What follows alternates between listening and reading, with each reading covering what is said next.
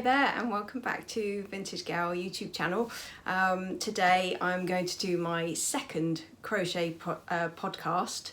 It's been a while since I did my last one, mainly because I'm very much somebody who likes to work on big projects rather than just tiny little ones all the time. So I do jumpers and things like that, so it takes me quite a while to get onto the next project. So I apologise, I don't do these so regularly, but because the projects are so big, it takes me a while to actually figure out what I'm going to do next and talk, actually talk about the project that I've actually finished. So what I'm going to talk about today is a couple of projects that I've actually finished that you saw on my last video that were in progress at the time, and one particular project that I'm currently working on, and then what I'm going to do next.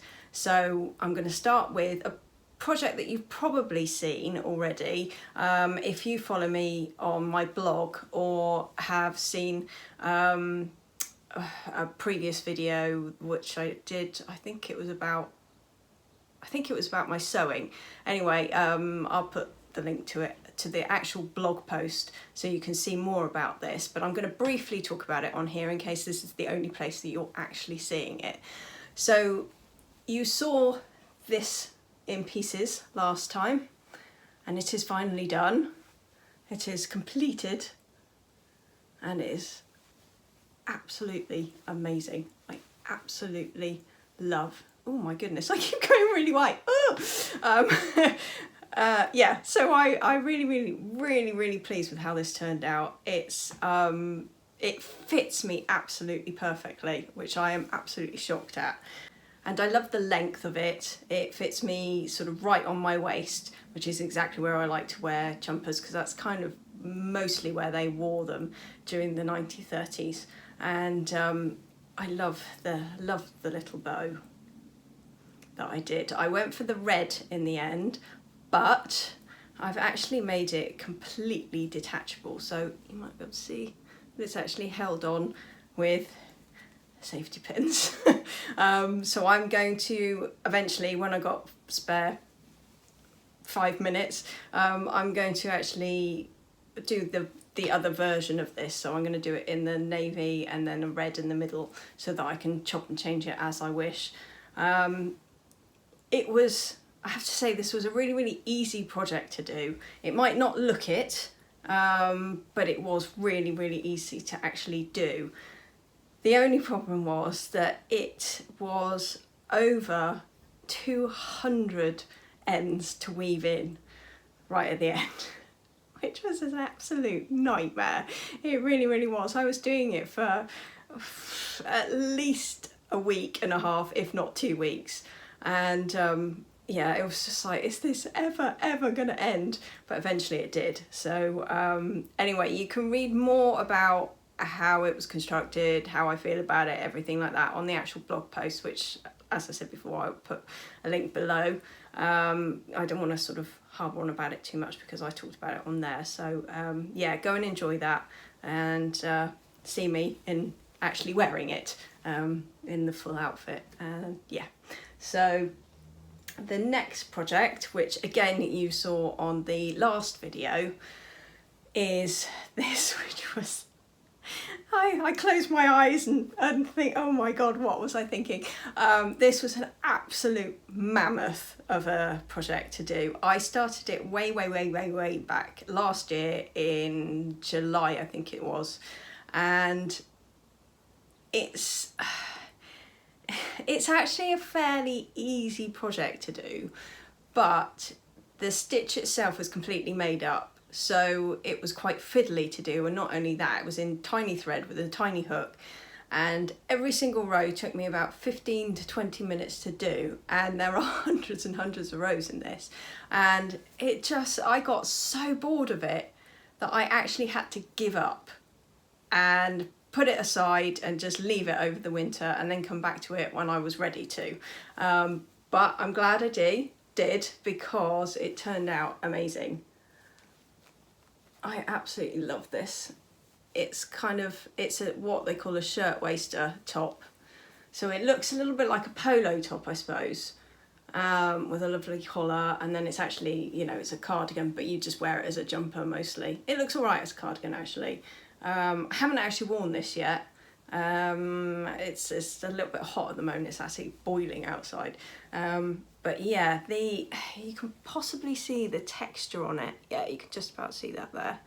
And it just, the made up stitch basically creates this little knot each time, and you kind of create a knot, and then I think you do a chain and then create another knot and then a chain, and it is literally, you put the hook in the front, I think it's the front of the stitch, yarn over, pull that through, and then the hook goes in the back of the next stitch, yarn over, pull it through, and then the yarn goes over again, and then you pull it all through those threads. So it creates this little knot, but it just takes forever, absolutely forever. And then, yeah, and then you just create this beautiful, oh, it's all right. It looks like I've actually done a line wrong there, but I haven't. Oh, have I? I actually have. You know what, I've actually done a line wrong there. I hadn't spotted that before, but it looks absolutely fine. You don't notice it. Yeah, it's yeah, I'll see it every single time now, but that's funny. I hadn't realised that. But yes, I absolutely love it. It's kind of like what I would call a dark peachy colour, and I have a 1930s skirt that needs a few adjustments doing to it that I'm going to team with it, and it's the same sort of dark peachy colour in different parts of the actual print. And the skirt was originally a dress. The lady that sold it to me had to take the top shirt part off of it and get rid of it because it was just too damaged, and then she made a skirt, but she put elastic in the waistband, so I've taken that out, and I need to kind of put proper waistband on it now, and I'm actually going to put an invisible zip up the side because there's just not enough to actually do little press studs or anything like that, which would be more authentic, but it just needs something a bit more stable because it's not the most stable fabric. So yeah, so this is going to go with it. I will pop it on the blog. I will do an outfit post eventually when I get around to it. But this is done in, I've actually got it here because I use this a lot. It's done in DMC Petra number 5. So it's size 5, which is roughly around a 3-ply, which is very, very common for 1930s. And yeah, so it was done in, I think the colour was actually called orange, but I can put the actual number of it below. It's a really, really lovely colour. It looks a little bit dark actually on here, but you'll see it in all its glory on the blog eventually. But yeah, I highly recommend that, and I suggest you just go and look at my previous video, which has the actual pattern that I used for it. I won't talk about it here because I talked about it before, but yeah, I'll just put a link up there somewhere, and then you can go and have a look at that video and see that as well. So now I'm going to go on to my current project, which I've decided to do a little project because those two took so long. Sometimes you just need a break and just need to do a little project that's nice and quick and fun to do. So this is actually quite funny, and it's a complete experiment. So I am going to be making some crochet sandals, and I'm going to go for the stripy ones. Well, I've already started them. Yeah. So this is a 1940s pattern, and the ones that I'm going to use, the striped ones, actually have a pattern for the sole, which you can do as well. But I am completely experimenting with this, and I'm actually going to be using some espadrille soles, which I ordered from Etsy, and I ordered them from Spain because the ones I wanted were actually quite hard to get in the UK because I wanted some wedges, because I always like to have a little bit of height. I mean, they're not hugely high. I think they're 2 inches or something like that, but they're actually quite heavy. I was quite surprised when they turned up, but they've got proper sole and everything to them. I'm just slightly worried, A, that they're going to be too small, because I bought a 36 because I went by their measurements, and actually I'm normally a 37. So I'm slightly worried it's going to be too small, and I'm also slightly worried they're going to be too heavy and the stitching's going to stretch on top of it, but we'll wait and see. And the colours I'm using, so again, I'm using DMC Petra number 5. This is used so often in patterns of this age, the number 5 crochet thread. So yeah, so I always tend to use the Petra. I also use Puppets Eldorado, which is another good one, and it's actually more authentic in terms of 1930s because it's more of a matte colour, which a lot of 30s stuff tend to be, whereas the Petra is slightly shiny. You know, it just depends on what you like anyway. So I've gone for navy blue and white. So this is the bottom bit. So this is like the bit that goes over the toe. So it will, ooh, it will go on eventually like that. And then you've got the straps that go around the ankle, ties round, and then the heel strap, which will kind of go there roughly, if you can see that. And yeah, it's apparently very, very easy to sew onto this stuff. And the people that sent it to me, they supplied me with a special needle and everything, which is actually like a yarn needle. So it's nice and thick, but it's got a really sharp point on the end, which is great because it's actually really, really good for weaving in on this stuff, because this is done in, so it's actually quite stiff, which is quite nice. I was worried it was going to be too loose and stretch and everything too much, but it's done as 3 thicknesses of the thread. So you have to wind off 3 lots of this and do 3 thicknesses of that at the same time, which is quite hard on your hands and your wrists, and I have to kind of stop after a little while because my wrists are killing me. So you do all the stripes in 3 threads, then you go all the way around the outside with 4 threads, which makes it even harder. This heel strap is done in 3, and then I think that's done in 4. But I really, really like that. I've left the ends kind of loose like that at the moment because I need to get it kind of all woven through there as well. And then once that's done, you kind of create a little bobble on the end with it. It actually describes how to do it. Yeah, so I've done 1 foot, the whole lot complete. I'm nearly finished on the toe part of the other foot. And then I thought I'd do the whole lot and then try and sew it together and see what actually happens. But yes, we'll wait and see if that actually works. I'm hoping if it does that I can wear them when I go away, but we'll see. If they don't work, I'm just gonna have to go shopping and get some espadrilles somewhere. But there we go, let me just pop that down there out the way. So that's what I'm currently working on. And then after that, my next project is going to be from Good Needlework magazine, which is from July 1933, and it's actually that I'm going to be doing. A nice, simple, quick and easy cardigan. Now let me find it in here. I should have marked it in here so it wouldn't take me so long to find it. Apologies. There we go. So it actually comes with a hat as well. And then that's back. And it's so it calls for merino, is it merino wool? Let me see. Yeah, merino wool. 3-ply. So I made a mistake. When it was yarn shop day, I decided to go and get what I wanted for it.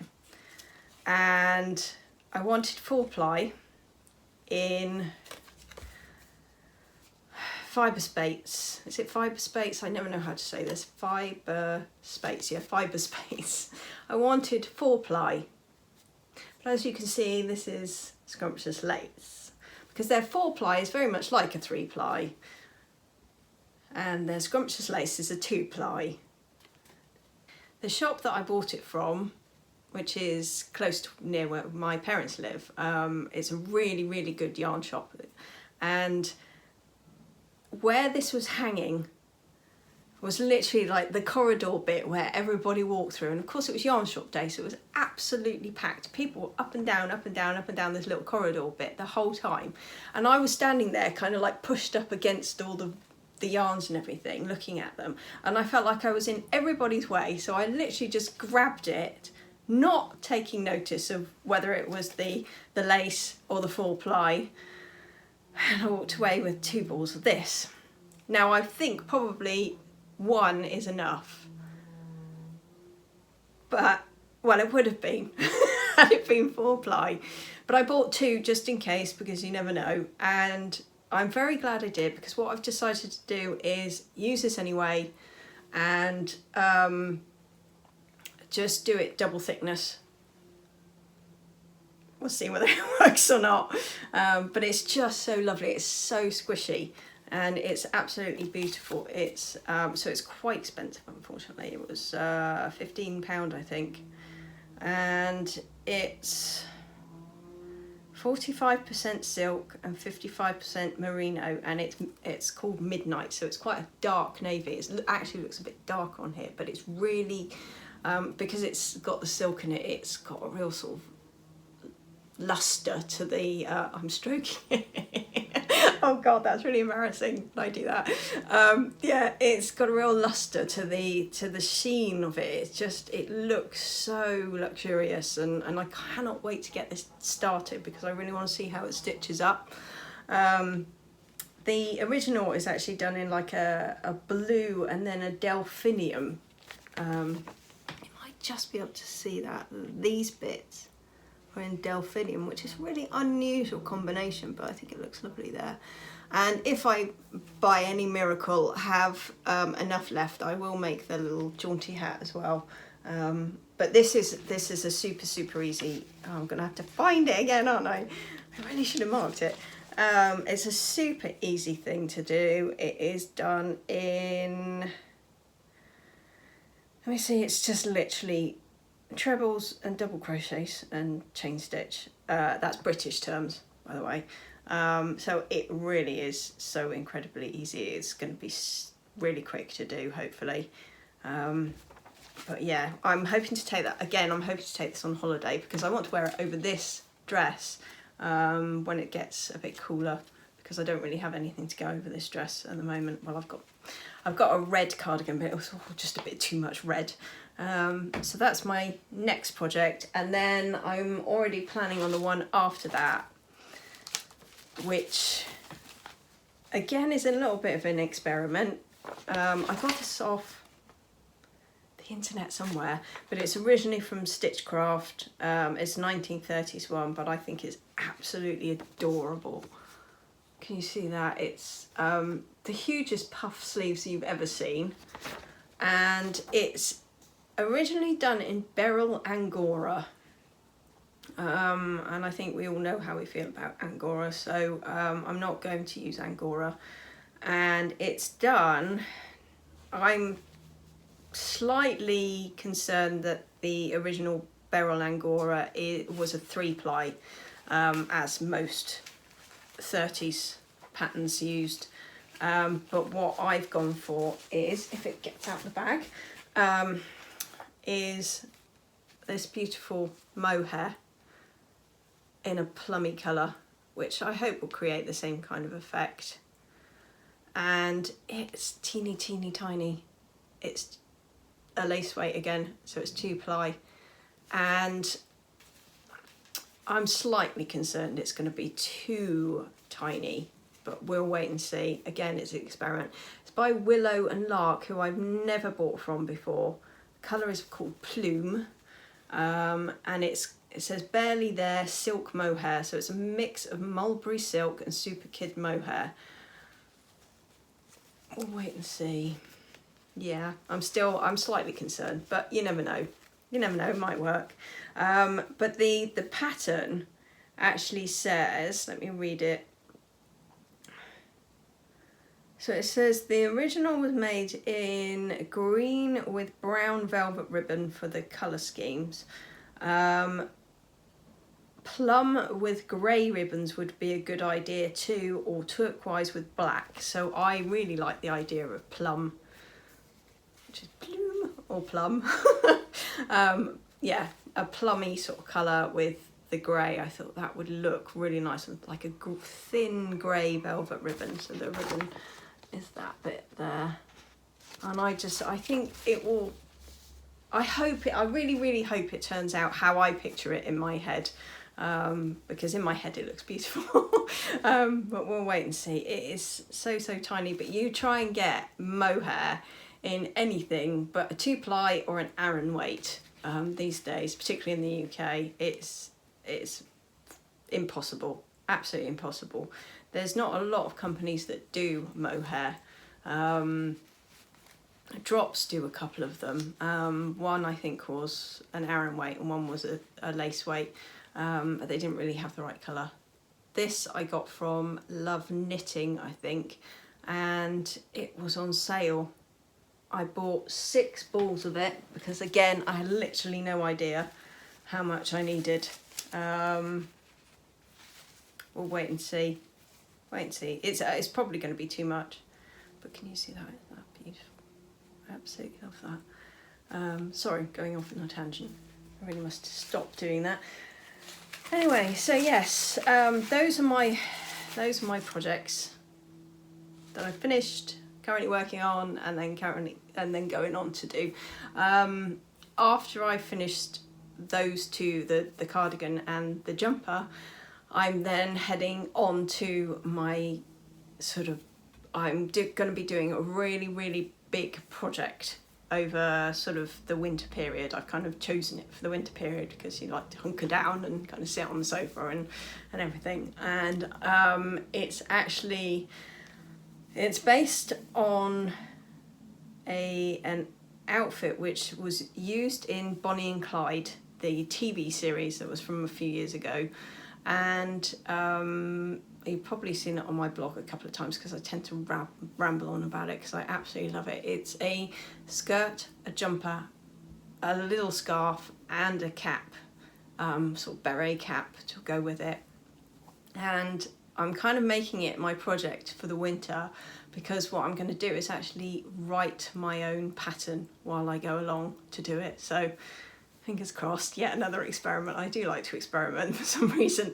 We'll wait and see how that goes. I've got a hell of a lot of yarn to buy for it. I'm not 100% sure how much I need, but I'm going to have to figure it out eventually. I think probably once I'm halfway through the mohair jumper, then I'll start thinking about that anyway. So yeah, so thank you for watching again.